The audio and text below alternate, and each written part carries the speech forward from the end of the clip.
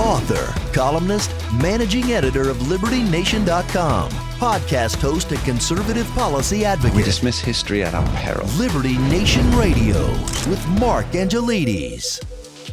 With President Biden trying to distract America from the disastrous stewardship of his Afghanistan withdrawal by laying out a 6-point COVID strategy, the Fourth Estate seems to have swallowed the distraction willingly, but not so the American people. The president's approval numbers are way down on everything from overall performance to dealing with the economy, immigration, and even COVID, especially now that it seems infection rates are up over 300% since last Labor Day. And the backdrop for this saga of a presidential crisis? The 20th anniversary of 9/11, a moment that changed not only the world, but the very way in which we live and behave.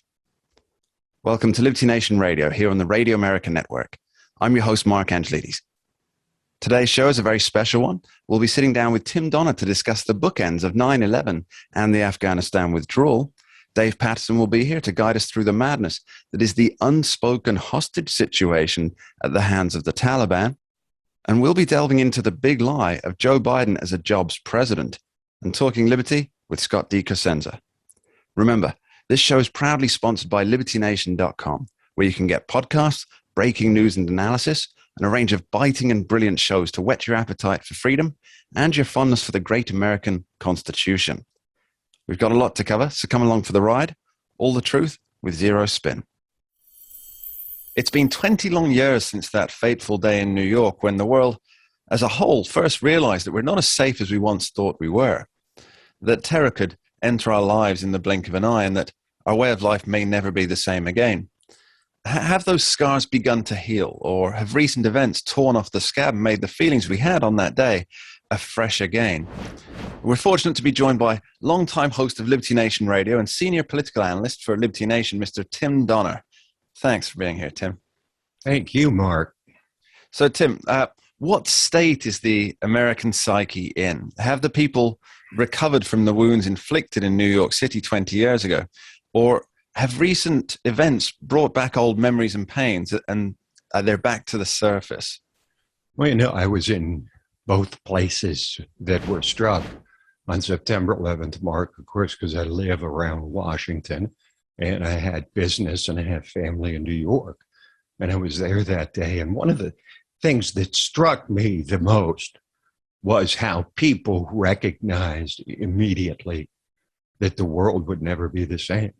They realized this was a point of demarcation, that the September 10th world had been left behind. The September 11th world was now with us, with all the things that implied, not the least of which was a massive Homeland Security operation, which has both protected and threatened our freedoms. I never saw the type of depression writ large among the American people that I saw after that event. My father, for example, was never a person prone to depression, as someone who always liked to laugh. Nobody laughed for weeks. Most people didn't smile for weeks. So it also, though, created a unity like never before, like one we have never seen since, like one that the pandemic should have created when we're fighting a common foe like this. But it created that on September 11th. And I would say that we have gone far enough past September 11th that it's easy to forget the abject terror that we all lived in. And so people do complain, and in many ways rightfully so, about the kind of liberties that have been taken from us through things like the Patriot Act that came after 9/11. But those wounds inflicted, those scars in New York will never go away. Well, as you point out, there are two areas of time separated by the veil, or the demarcation, you call it, of 9/11, the time before and the time after. Now, Tim, you were, as you say, you were in New York that day, at the pivot point, as it were. Now, if you don't mind, can you tell us your experience of what happened on the ground and how things progressed to change from September 12th? Well, I'll tell you, I had a story. Everybody's got a story from 9/11, but mine is one to beat the band, because I was in exactly the same spot as I had been on a previous unforgettable, life-changing occasion, world-changing occasion. I was in the Regency Hotel in New York City on November 22nd, 1963, when the waiter came to our table. I was having lunch with my grandparents and said, "Excuse me, ma'am, but the president has just been shot." And of course, the world changed from there. I happened to be staying in that same hotel on the night of September 10th and morning of September 11th. I woke up, heard that the towers had been hit, and realized I was standing at that point, Mark, about 100 feet from where I was sitting 38 years earlier on November 22nd, 1963, when JFK was shot. Now, of course, this sent a shiver up my spine, but there were unforgettable images that went along with this Twilight Zone type story, going to Madison Avenue on a Tuesday afternoon and seeing it empty. The hub, the very symbol of American commerce, Madison Avenue, emptied out with the smoldering ruins about a mile south of there. It was an image nobody will ever forget, and it will never be replicated, hopefully, in anybody's lifetime that we know now. The Allied nations, they really rallied together to head into Afghanistan, almost as a way of trying to close the lid on 9/11. But that didn't happen. Instead, you might say that every day in what we call the graveyard of empires, Afghanistan was an extension of what happened. Now, has the way that President Biden ended the U.S. involvement over there, not that he ended it, but rather in the manner in which he ended it, has this exacerbated the 9/11 situation, or has it in some way helped close the chapter?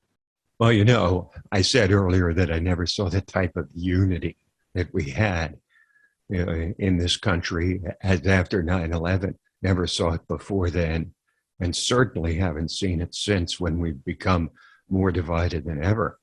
A lot of people forget, but I will never forget the hug between bitter enemies, George W. Bush and Tom Daschle, on the floor of the House as Bush was making his speech about 11 days after 9/11. It was an extraordinary moment. Bush and Daschle hugging.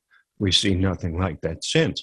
Equally extraordinary was the way that the world rallied around the United States in a way they hadn't probably, Mark, since World War II, after we helped save Europe and saved civilization. We hadn't seen anything like it, with America being rallied around by the rest of the world, sort of like we're all New Yorkers now. And we certainly haven't seen that since either. But they rushed into Afghanistan because they realized what was at stake, because Europe's a whole lot closer to Afghanistan than the United States is. And everybody felt extremely vulnerable after 9/11 because we didn't know how to react. It had never happened before. And so the natural thing was for all the allies to come together in a moment of unity for mutual defense against this threat, which we had no idea was as great as it turned out to be that day. But perhaps it also wasn't as great. Perhaps they got lucky with the World Trade Center attack. The U.S. relationship with Afghanistan and the Taliban and other purveyors of terror from the Middle East, it's all gone back to square one, hasn't it? I mean, we're exactly where we were 20 years ago. Now, Well, yes. should we expect other elements of the pattern to repeat itself? That's the logical question, isn't it? Well, I think the most frustrating part of this for people, even more than the withdrawal, looking back on this, because in the fullness of time, we'll see the 20 years of Afghanistan more than we'll see the withdrawal, I hope, because it's a stain on the nation, this withdrawal. But the fact that we got back the very same people that we spent, estimates vary, but maybe $2 trillion, over 2,000 lives, countless thousands wounded, thousands of Afghan lives, lives of others. For what? For this. I think that it's such a shameful episode in the way that the political class handled it through 4 presidents. The way each of them handled it, there was a lot of blame to go around. And I think that it's heartbreaking for people to look at the bookends. We went in to take out the Taliban, and we left being chased out by the very people that helped perpetrate 9/11. It's a mark of shame. It's a mark of tragedy. It's a mark of the utter futility of our foreign policy establishment over these last 20 years. I'd say that the withdrawal from Afghanistan was as apt a conclusion to this ugly episode as the Saigon rescue was to Vietnam, the Vietnam War. Tim Donner, thank you ever so much for joining us. Always a pleasure, Mark. Now, don't go anywhere. Later in the show, we'll be discussing a major change in how jury trials work in Arizona in our special Talking Liberty segment. But before that, after this short break, we'll be back with Dave Paterson to figure out why the stranded folks in Afghanistan are hostages in all but name. We dismiss history at our peril. Liberty Nation Radio with Mark Angelides. And welcome back to Liberty Nation Radio. Now, the Taliban claims to have full control over Afghanistan, and this message is being propagated through the US media, but those who keep a keen eye on history may have been somewhat surprised to hear that the resistance operation in the Panjshir Valley north of Kabul was defeated so easily. Now, this is a region that held off the might of the British Empire, yet the media panhandlers lead us to believe that it fell overnight to a handful of ill-trained Taliban. So what's with the propaganda war taking place? Well, to help us get behind the spin and perhaps find a nugget or two of truth, we're joined by retired Air Force pilot and former Principal Deputy Undersecretary of Defense Controller, Mr. Dave Paterson, once again. Hi, Dave. Welcome back to the show. Hi, Mark. Glad to be with you. So tell me, I find it impossible to believe that the Panjshir Valley fell to the Taliban, destroying the last pocket of resistance in Afghanistan. Perhaps if they'd mobilized every single fighter they had. But this was allegedly a small operation that we're hearing about. What do you think the truth is? Well, it is kind of hard to believe, actually. I mean, we are led to understand that the Taliban, in a single night, took on 8 provinces and totally subjugated them. That's a bit of a stretch. And you haven't heard that Ahmad Massoud has been captured. And that probably is a better barometer of what has actually taken place. Now, Massoud is the present leader of what they're terming the resistance in the region, but he's also the son of the former resistance leader who faced off against the USSR, isn't he? That's correct. He is the 32-year-old son of Ahmad Shah Massoud, and is quite popular, and he is reputed to be an excellent leader. And so I think that when you hear that he is in the Taliban's hands, then perhaps more of what they say is credible. I think it's quite interesting linguistically that the Panjshir Valley is known as the Valley of the Lions, and Massoud was called the Lion. I think that's quite a fascinating connection there. Now, it seems to me that the Taliban have taken lessons from a range of social media strategists. Now, remember, these are mountain-dwelling fighters with very few special skills other than firing a range of weaponry. Yet they're using the social media platforms like pros. How is this possible? And is it possible that there's some foreign entity running their PR system? Well, I think that it's possible that there is some influence from Russia and Chinese propagandists. But you have to remember that 5, 6, 7, and 8-year-olds are pretty adept at using social media as well. And keep in mind that 4 of those Taliban were, in fact, educated at Guantanamo. Yeah, that you're referring to 4 of the people who are now forming the interim government who were released as part of a package deal for Sergeant Bo Bergdahl, I believe. Is that correct? That's right. Obama administration released them, and we got back a traitor. Not a good trade. A lot of people have that same view there, Dave. Now, we need to talk a little bit more about the public perception that's happening here. Now, Clearly, the Taliban are engaging in let's call it a war for hearts, minds, and wallets of the wider world. And hostage taking, it's frowned upon by the global community, yet we hear numerous reports of Americans and SIV holders having major issues still leaving the country. Now, are these poor folks, are they hostages in all but name? And more importantly, are our governments and the Taliban treating them as such? I mean, I believe you pointed out to me that Secretary of State Antony Blinken said that he had assurances from the Taliban that this wasn't the case, which beggars belief that some would believe those assurances. Well, I think that one of the first comments that you made, that the global community takes a dim view of hostage taking, and that assumes that the Taliban is part of the global community, and I would take issue with that. They really are interested in the Taliban and Sharia law and implementing their rather strict approach to any number of societal norms. But I think, to your point, it is hostage taking by any other name. And quite frankly, the State Department has not shone brightly in this particular instance. Now, it's prediction time for you, Dave, if I may. Senator Lindsey Graham recently told the BBC News, and I'll do a quote here for you. "We will be going back into Afghanistan. We'll have to because the threat will be so large," end quote. He then said that it will be just like going back again into Syria and Iraq. Now, we know there's zero appetite for war from the American people, but that's always the case with these types of skirmishes. Will President Biden recommit to sending in troops, do you think? Or will it happen further down the line if it happens at all?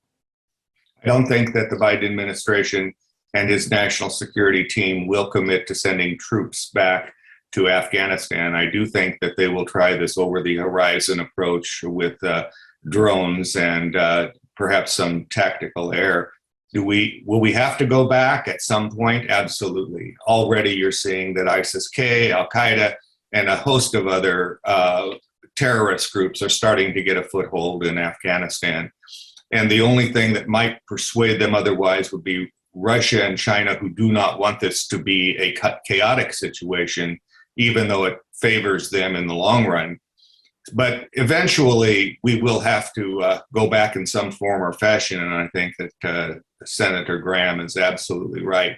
It will not happen with this administration, however. So the situation with regard to the building of terrorist organizations will continue, and it will continue at pace. And I believe that at some point it will be a real and palpable threat to the United States, but it will come probably in 3 or 3.5 years when this crowd leaves.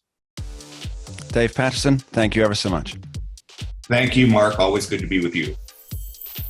Coming up soon on the show, we'll be looking at the new ruling in Arizona that means if you're in front of a jury, your life just got a whole lot harder.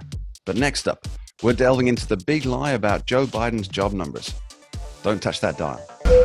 We dismiss history at our peril. Liberty Nation Radio with Mark Angelides.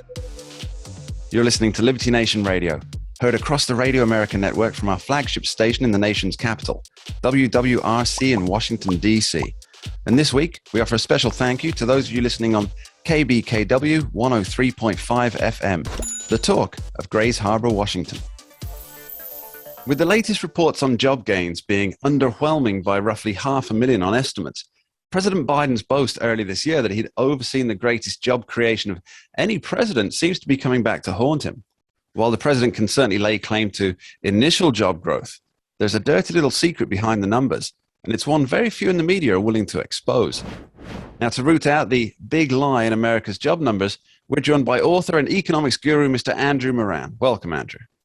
Thank you for having me.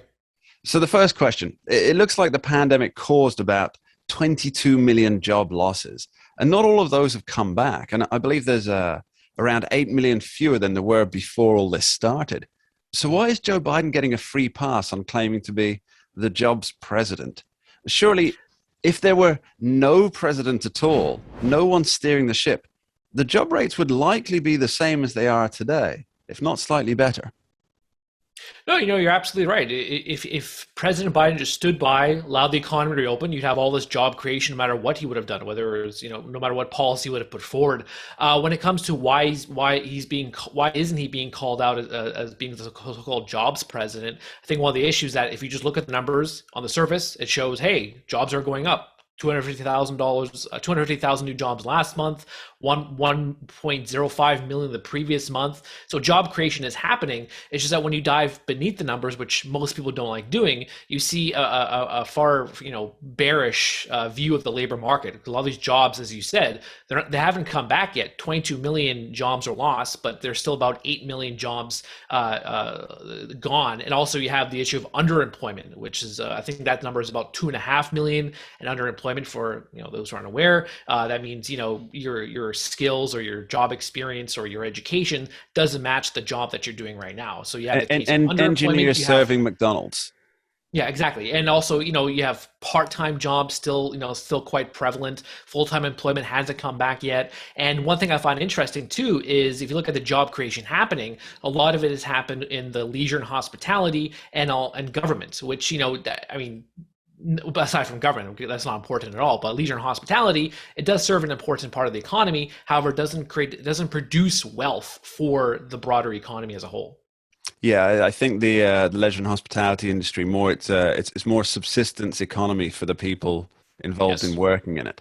Now, we can't talk about jobs without addressing I was going to say elephant in the room, but I think donkey in the room is probably a better fitting one there. Benefits. Now, is there any convincing evidence that the generous benefits paid out by the federal government during the pandemic have actually discouraged people from taking up work? Because it seems to be a very logical supposition, but there's a lot of poo-pooing and denying from various politicians and the media. What's the evidence? Yeah, well, I've written about the data that does show the correlation between it. You just have to connect the dots. But also, if you look to the American people themselves, many of them have admitted that they've passed over jobs because of their sweetened unemployment benefits. So there was a study done recently by Morning Consult. It was done in end of July, beginning of August, and it found that nearly 2 million Americans admitted that they turned down job offers because of their sweetened UI benefits they received from either the federal or the state government. And the study overall found there were 3 chief reasons why people didn't take the jobs that they either applied for or they were offered. One of them was childcare obligations, which is a reasonable objection to finding a job. The other one was concerns over COVID, which I guess that's a reasonable objection. And then of course the higher $300 a week unemployment benefits. So even if you don't comb through the data, you don't crunch the numbers, you see the American people admitting that they're not taking the jobs in the recovering jobs happening. That's pretty compelling evidence, actually, Andrew. Thank you. Now, speaking of those benefits, there were 3 prime benefits that had come into place during the COVID pandemic. Now, all of those ended on Labor Day, so that they've really run their course. So now that those are over, are we likely to see, as you point out, these 2 million Americans, some of whom didn't want to take a job because of the sweetened package, are they likely to move back into the workforce? Yeah, I think there's probably going to be a stampede of people trying to return to the workforce to take advantage of the higher benefits, the higher compensation. I recently saw a study that found the number of job ads showing, these massive benefits, compensation, all the perks you get from being employed, up 454%. So I think people, when they see that they're not getting these any more government benefits, they're going to have to find a job, and they're going to see, oh, look, I can get $25 an hour to work at Dunkin' Donuts and have free donuts and free coffee and get paid just to attend an interview or paid just to sign on and be employed. But then, of course, when you have this injection of labor supply, these benefits are going to diminish because these companies are going to see, okay, people are applying for jobs again. I don't have to do this anymore. So this overheated labor market is going to diminish, but you're going to have an influx of new employees. Of course, at the other hand, if the Delta variant is a big concern and schools have to shut down again or return to virtual classrooms, then you still may have that issue of people having to stay home and look after their kids. It's almost as though supply and demand is actually a thing, Andrew. How bizarre. Who would have thought it? So with this tsunami of people that will be returning, if possible, to the workforce, Do you think that this will have a negative or a positive economic impact? Because I've seen studies from both sides. What are your thoughts? Yeah. Of course, more people employed. Of course, that's always a good thing. There in the economics field, it's easy to dismiss the quote jobism when it comes to the labor market. A lot of current conservative or even libertarian economists, they as you say, poo-poo on jobism. It's sort of how can I put it? A lot of those in the ivory tower say, job creation is fine and dandy, but what's more important is wealth creation and productivity as opposed to just the number of jobs. So, if you're able to create more wealth with less labor, then, that's also according to, let's say, Milton Friedman, which he made this case in, I think it was, Capitalism and Freedom, I think that which is a great book, by the way. He discussed this very thing, that wealth production is far more important than the number of people sitting at a desk and filling out paperwork to just collect a paycheck. So is there no argument that the reduction of these benefits, so this taking out of the $300 a week plus the other two benefits that were coming in, that won't create an immediate negative impact on the economy? Well, people are going to return to the workforce. They're going to start applying for jobs. They're going to get paychecks. They're going to start, participating in the economy. Also, the other thing too is that a lot of people dismiss the psychological impact of being unemployed. If you're jobless, you don't have much meaning in your life. Is that whether that's a sad state of affairs or not? That I'll leave that up to the philosophers. But overall, being employed is good for your mental health. You start engaging with the community. You start, going shopping again. You start, just being a normal human being as opposed to sitting on your sofa, getting a check from Uncle Sam and, playing your video games or eating Cheetos or whatever the case, unless you took advantage of that time and, started learning another language or getting a degree in something. But overall, it has a net positive impact on the economy, whether it's short-term or long-term, of getting rid of the benefits. And also too, with the inflation happening, if those $300 a week, I think that's what you're referring to, $300 a week in added benefits, that doesn't really take you very far anymore because of the 5.4% inflation rate and the 8% producer price hikes and the 3.8% PCE price index rising. So overall, those $300 a week is not going to take you very far if you want to stimulate the economy. Okay, Andrew, you and I have spoken before about universal basic income. And it seems that several locations around the US, they're either trialing it now or discussing strategies for implementing it. Now, here's my question. Haven't we just had this grand scale experiment with the COVID benefit packages? For example, a moratorium on rent evictions and rentals, $300 benefit, other benefits coming in. Isn't this just showing us, this is a real-time economic experiment, as I think you've pointed out, that shows people just don't work when they get free money? Yeah, you're absolutely 100% correct. We said that in our last radio segment we did a few weeks ago, talking about that very thing. You have evidence showing that people, if they're just given money from the government, they're not going to apply for a job. They're not going to, do whatever it is that you normally do when you're employed, which takes money out of the economy, reduces the productivity happening in the United States, it decreases America's competitiveness on the global stage. So overall, the UBI is a lot of people say, oh, if we just tested it out, if we just had a phase. We just had a phase nationwide, and the results were not good. A lot of people didn't apply for the jobs. Florida had to got rid of the benefits early because people were not applying for those jobs that a lot of the companies needed labor for. So overall, the UBI is a terrible idea. We've had an experiment. It doesn't work. Just get rid of it already. Stop flirting with implementation of it. I think, however, regardless, it's going to happen. It's going to come into the United States. A lot of states are testing out. California just implemented a UBI for I think it was pregnant women and people who just came out of foster homes. So UBI is testing on the micro stage, but more states are going to adopt it no matter what. I mean, it's inevitable. Ontario, we had a UBI program happening in several jurisdictions in Ontario, and it ended prematurely, but a lot of the early numbers saying that people loved it. People loved having this free money, but of course, long term, it doesn't bode well for a country's economic growth. Andrew Moran, thank you very much. Thank you. Right after this short break, we're talking liberty with Scott D. Cosenza. The Arizona Supreme Court ruled that potential jurors can't just be stricken. Racial justice, or just a plan doomed to create even more problems? Don't go anywhere. We'll be right back with Liberty Nation Radio here on the Radio America Network. We dismiss history at our peril. Liberty Nation Radio with Mark Angelides. Welcome back to Liberty Nation Radio. Now, something is afoot in the Arizona courts, and it's the first time that it's ever happened in these United States. Now, to delve into it, find out what's going on, what are the ramifications, we're joined by Liberty Nation's legal affairs editor and host of the excellent Uprising podcast, Mr. Scott D. Cosenza Esquire. Welcome, Scott. Hi, Mark.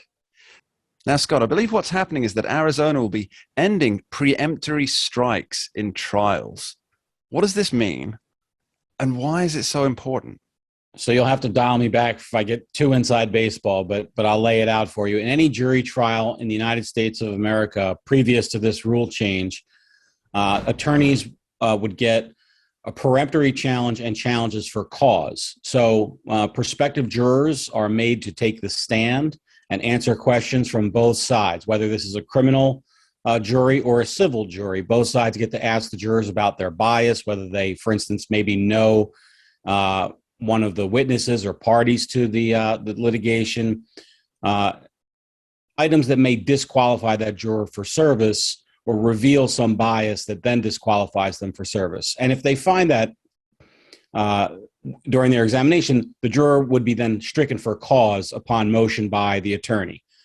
Then there are just some people who you can't find that cause for, which is to say they don't know anybody, they haven't formed an opinion that they'll talk about on the stand or anything else, but there's just something not quite right about them. And you know that they're not going to be either a good juror generally or a good juror for your client.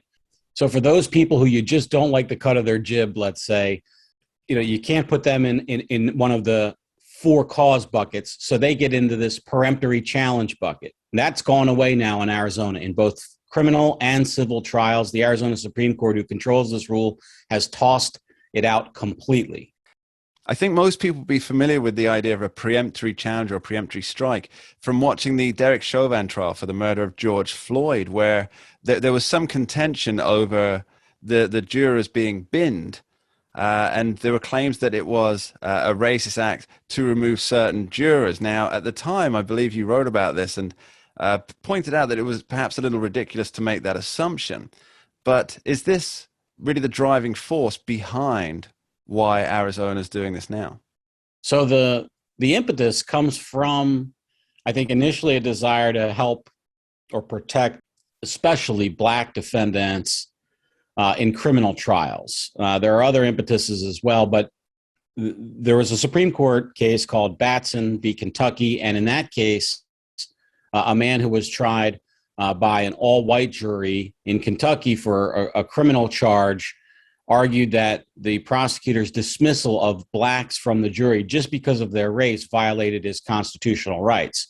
And there was a Supreme Court case, I think it's 1986, called Paterson v. Kentucky, where they established this rule that for the peremptory challenge, you're allowed, Mark, to strike a person for any reason or no reason, with one exception, which is the race reason. So you can dismiss any juror for the rest of the 49 states that still have peremptory challenges in all criminal and civil trials, Mark.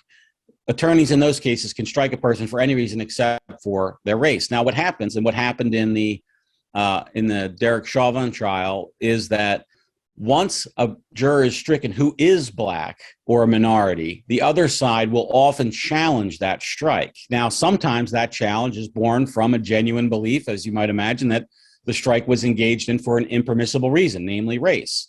But sometimes it's just done to frustrate the other party's choice of who they would like on the juror. So if, for instance, I was an attorney in a criminal trial, and my defendant was Black, if I was a defense attorney, and the prosecution struck a Black juror that I would want to keep on the jury, I might say, well, let's do a Paterson hearing, okay, and let the prosecutor then explain to the judge the non-race-based reason that they have for dismissing this. Okay. So that brings up two very important questions, I think, Scott. The first one is, if this Paterson hearing is available, for example, to stop people deselecting a juror based on their race, and that's already the law of the land, then what's the point of this Arizona court move?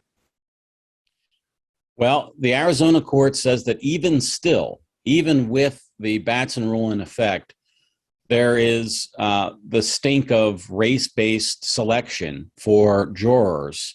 and they want to remove it in its entirety. And so that's why they've stricken it. Now, by the way, part of that is me inferring the reason why. Those are the stated reasons why legal scholars have argued for this. The Arizona Supreme Court, when they made the rule change, Mark, did not append an essay discussing their reasons why. They just changed the rule. Effective, however many days out, no more peremptory challenges. But one of the things that I think is the unintended consequence is there are plenty of times when a Black defendant or plaintiff in a, either a defendant in a criminal or civil case, or a plaintiff in a civil case might find that there's a person on the jury that is, without being meeting one of the 4 cause strikes, also doesn't bode well for their continued success in litigation. So plenty of times there will be a juror that a Black defendant, their attorney would like to strike in a peremptory challenge, but those people are going to lose the opportunity to do so in Arizona. So I just want to make clear, it's not like this is a slam dunk for liberty and for anti-racist forces. It's up in the air as to who this is going to benefit and how. Well, that leads me very nicely into the second thought that occurred to me, Scott. So is the Arizona Supreme Court, without actually putting anything in writing, admitting that